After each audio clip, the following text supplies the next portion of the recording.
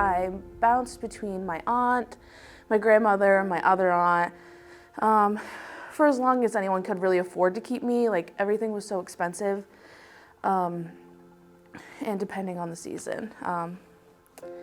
So then I also have my little brother, and he's 3.5 years younger than me. So he was living with our dad and grandfather, but like, it was always my responsibility to make sure that he got to sports, that he made it to school. Tara was a JMG teacher, and she was out in the hallways, like, oh, do you want to sign up for JMG? This is what we do. She just had the energy and was, like, yes, come in, let's learn. And that was someone that a lot of kids needed. They needed the push. She was always in trouble. She had a lot of trauma. She was always crying. There was always drama, some sort of problem going on.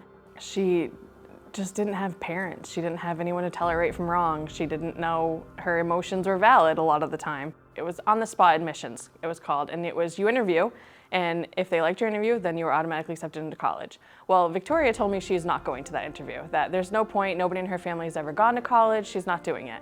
And I said, yes, you are. And I said, it's just an interview. We've practiced interviews 100 times. If anything, it's good practice. So she was paranoid, she didn't want to go. She actually came late that day to school because she was so scared. And she showed up though, that was the biggest part, she showed up. So the morning came and there was on-the-spot admissions for UMM to go to college, and just college wasn't in the role for me. I didn't think that I was going to succeed. Why would anyone want me to go to college? And then that morning, Tara asked me if I was gonna go do it, but I'm like, no, why would I do that? I have nothing to wear. I look awful. And she was like, no, like, your shirt looks great. Here are some, like, my earrings and my necklace. And she walked me down the hallway. And she went to the interview, and when she came back, she came into my classroom. I remember this just like it was yesterday.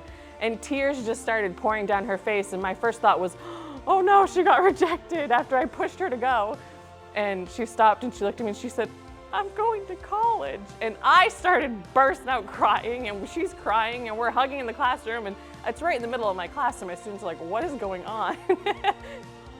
It was great to have that support, because at the time, like, I didn't have my mom, I didn't have a dad, I had grandparents who were trying their best, and we've never talked about college, like, with nobody, until Tara came along, and she played an amazing, I don't want to call her a mother, but she was the mother that I needed at that time. And the funny part is, the next year when she came to UMM, I got hired at UMM because I got married and I moved to Machias, and then this opening came up, and I got here when Victoria got here, and it was just like it was meant to be.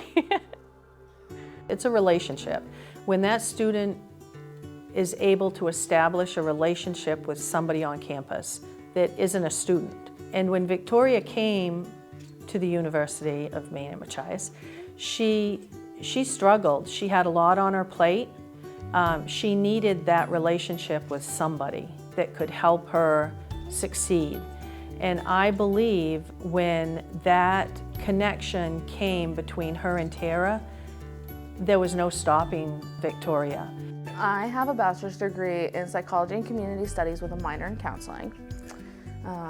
I was super excited to graduate because Tara's always said, like, once you have this degree, nobody can take it from you.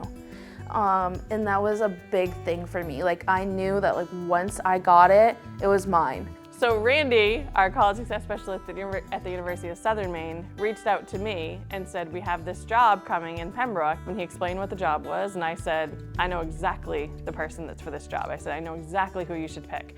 And so I sent him, I went to Victoria and I said, listen, this job is available. I need you to apply. It was way more money than she was making. It was full benefits, full salary, everything that she had dreamed of having.